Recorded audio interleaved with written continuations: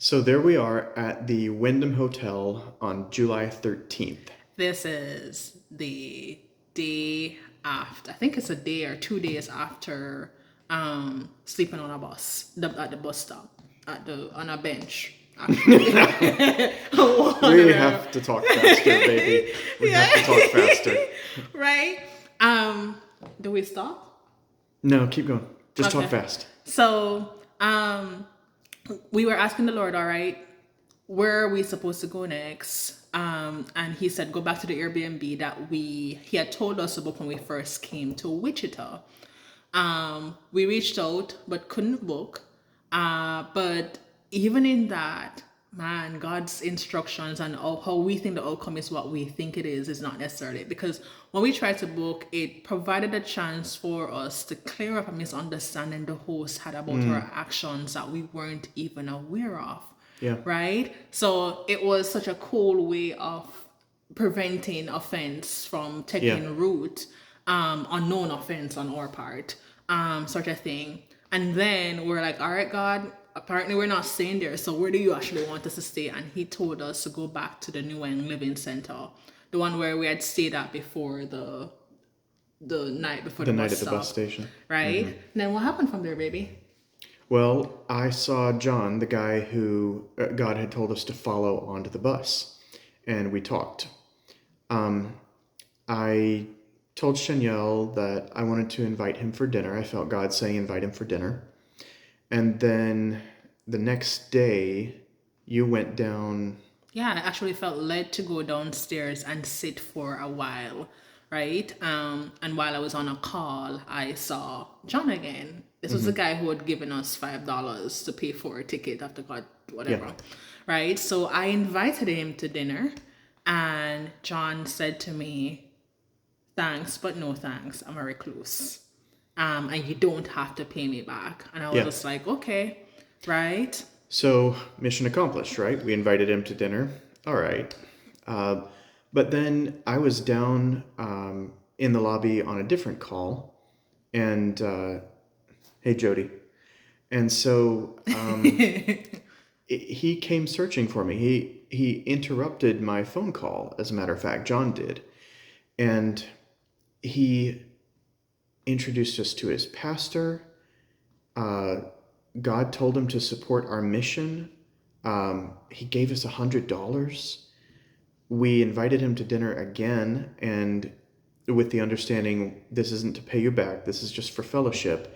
And this time he reluctantly did accept. My dinner invitations are apparently not very attractive. I can work on the handwriting. I want to add in here that why he came searching for you is because he said that God would not leave him alone about the invitation that we had issued to him. In fact, he felt separated from God for a couple.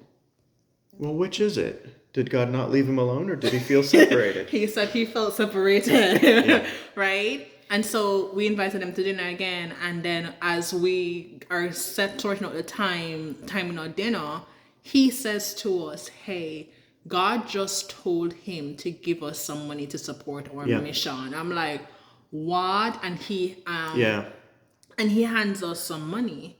And he later he shared in passing that, when God told him, he didn't even have the money.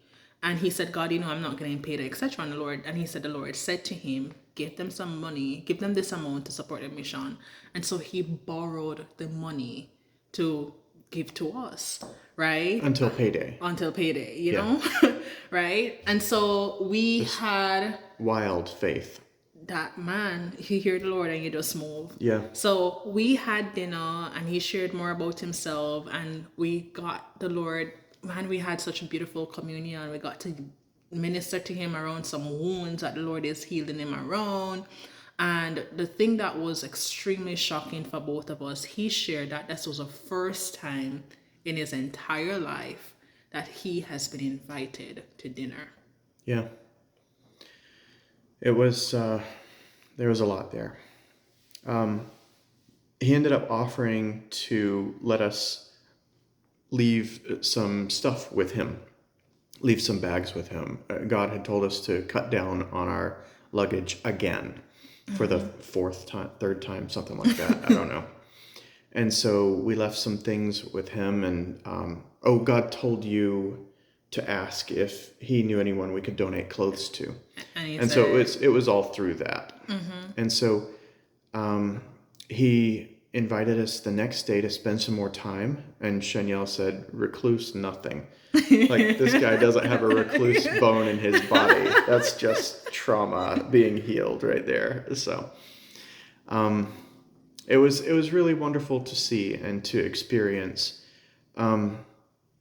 We finally we prayed and we left, and we felt like we were supposed to go find Roger, who we've talked about before. We didn't know where we'd be that night, but the one thing heavy on our hearts was that we needed to make an attempt to find Roger.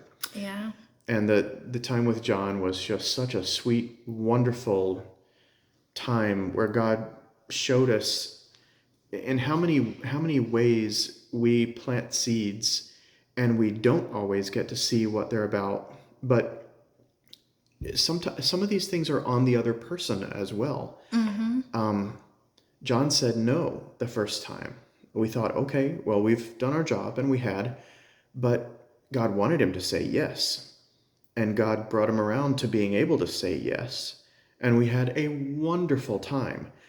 But if he'd said no and left it at no, that didn't make us disobedient. And it didn't leave us feeling hurt or confused or wondering, Lord, what are you doing? And God's worked us through a lot of stuff like that. Yeah. And the thing that's really cool as well. What? Who would have thought that an instruction from the Lord while we're standing at a bus station asking the Lord, God, which direction do you want us to go? And God says, follow that man, would have led to all of this. Yeah. Who would have thought that man following an instruction from the Lord, following a leading that the Lord placed on his heart to give us $5 to pay for our bus ticket, would have led to all of this? I would not. Right? And so, man, the things that God tells us to do, sow the seeds where God tells you to sow the seeds, water the seeds where God tells you to water the seeds, and just watch what he does with it. He forms lifelong friendships and fellowship with believers and blessings for everyone involved. Yeah. And we're still not done in Wichita yet, because the next thing was, we went looking for Roger. So see you in the next video. We talk about that.